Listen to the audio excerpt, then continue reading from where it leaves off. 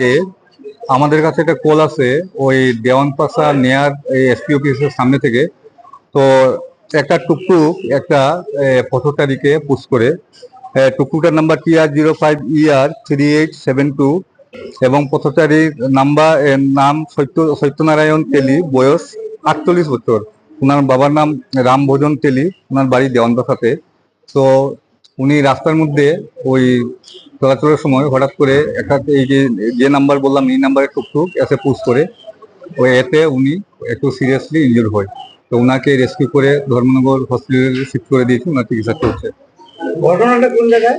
ঘটনাটা ঠিক দেওয়ানপাশা এসপি অফিসের একটু আগে রাবার বাগানের পাশেই, দেওয়ানপাশাই পড়ে এটা।